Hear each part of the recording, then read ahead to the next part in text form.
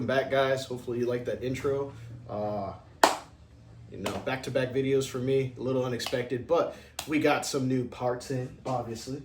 And I wanted to do an install video with you guys because I've only seen like 3 on the internet, and I thought I'd give my take at it, obviously. Well, if you haven't been on this channel before, my name is Josh. I drive a 2015 Subaru WRX STI.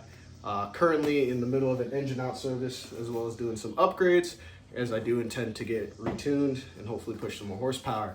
On today's docket, we have the GrimmSpeed 3-port boost controller that I just got today. Very excited about this. I want to push more power out of my platform without blowing my car up, obviously. So we went with GrimmSpeed, a boost controller. Heard nothing but great things from this company.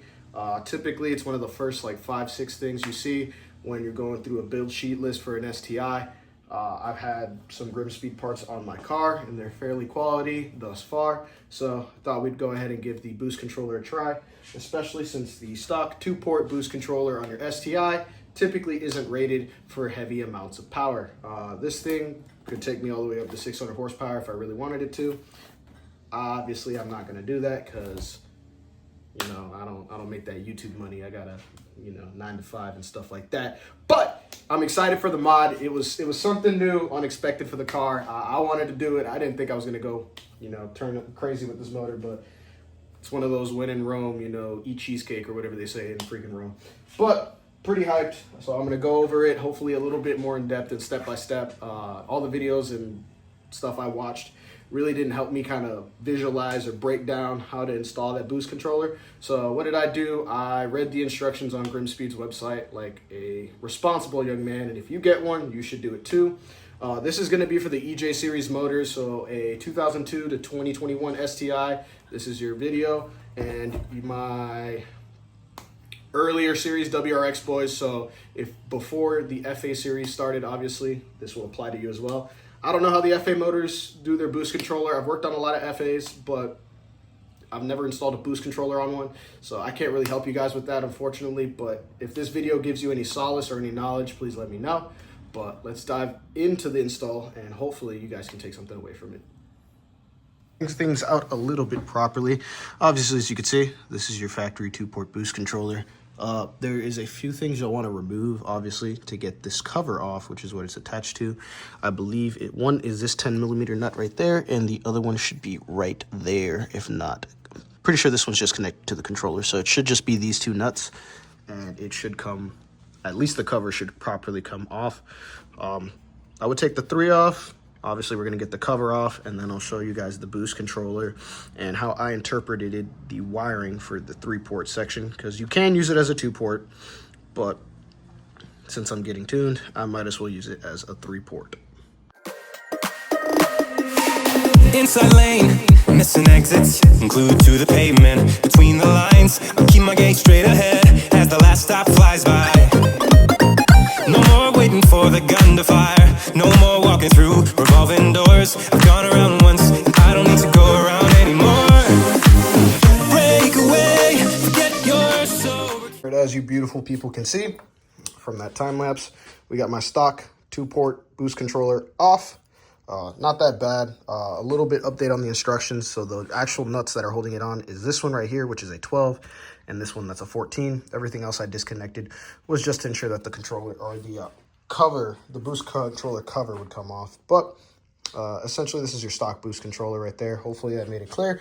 So you take that one off, the one that's on the inside holding it onto this bracket, and the one that's actually onto the back of the boost controller itself. And then my car is a 15, so these hoses are a little bit more brittle. So as y'all saw there, I was kind of taking a screwdriver and kind of prying them off, just hoping for the best. And it worked out in my favor. Some might not get as lucky. I have been told by the instructions to save this piece as it will be essential later on. So just kind of hold on to everything. I'm going to leave the boost controller here while I go refresh my mind on the instructions from GrimmSpeed, just to ensure that this install goes as quick and as easy as possible. My ever-inquiring kids, I got these all off, and now we got to take these little clamps off the both wastegate and the boost controller, which for me is pretty easy because I have a lot of items removed. If your motor is still in your STI, you're obviously going to have your PCV line sitting right here, and you're going to have your coolant hose from your turbo running, as well as a couple other items blocking. My engine harness is sitting here free balling, so I don't necessarily have that issues. They should come off pretty easily, but this line will come off. I'm planning to do exactly what they did in the GrimmSpeed tutorial, which is reuse this reducer to ensure that intake line can go in properly, as well as I'm going to set up the bracketry that came with the 3-port boost controller. Sorry, I kind of did an early unbox, but here she is in all her glory. Beautiful GrimmSpeed 3-port boost controller. In short, they give you plenty of hose. If you run out, that's on you, big guy. And then they give you the bracket, obviously, where this is going to mount to. So I'm gonna go ahead and mount this bracket. Probably not gonna film it because it doesn't really matter like that. Get all this new hose wired up onto the intake and wastegate, and hopefully we'll see where we go from there. Do not explain how to mount this bracket. All right, these are 2 T10s torque spits. All right, and this is the way the sandwich plate goes on the bracket. You want the 2 prongs at the bottom, and you want where the bolt goes facing to the bottom of the GrimmSpeed logo. So if you weren't aware, now you are. It's roughly supposed to sit there like this in the engine bay is what I've been informed of. So we shall see, but yeah. A little bit more of a progress update. Got the new mounting location, so you'll get 3 bolts from removing it. The short screw that is a 10 mil will be the one that inserts on the boost controller. So as you can see, you'll go through the back as it sits like this in the vehicle, and the boost controller will sit this way. So far, from my understanding, this is wastegate, turbo, intake. I'm obviously going to look at the diagrams and kind of make sure I'm doing everything right. You will have to cut that factory intake hose, as well as, I still haven't removed it, but remove that those 2 tiny hoses right there. So just making you aware. It's on my phone every time I see you. Tell me, is this part of an act just to keep your image intact? If you think that strategy's smart, I'm not gonna defend my beating heart. Defend my beating heart. Well, I just wrapped up the boost controller. Just wanted to kind of come here and show you guys how I routed mine. So this hose right here on the front side is going to be your intake. I used the factory spacer and just did a cut and put the intake hose right there with a little zip tie. The top one, the little one that pokes out, that one routes to your turbo. As you can see right there. Let me get my freaking blow-off valve out the way. As you can see, I used the same situation, kind of wired it with a little bit of play in it just so that the hose is free friction. And then the last one, the wastegate hose, as you can see, it's under the plug for the boost controller, and it comes behind all of that stuff because I didn't want too many hoses up here. So it's a little bit against the intake platinum, but not overall bad. And then it routes under the turbo and right there. Similar situation. You could use all the OEM factory clips, and then it just bolts back in with that 14 and that 10 in front, and then you put on the whatever sensor that is. It's a sensor, I know that. You put whatever sensor that is back in its home, and everything is happy. So this will conclude the 3-port boost controller. Not the end of the world. Y'all saw the time lapse. I mean, all I would suggest for this is a 10 mil, a 12 mil, a ratchet. And if you are poor like me and can't afford proper hose cutters, get some good sharp scissors, and they will do just fine. This routing is temporary or hopefully permanent, but until obviously I get everything back on and in the car, this is what's going to hold it for now.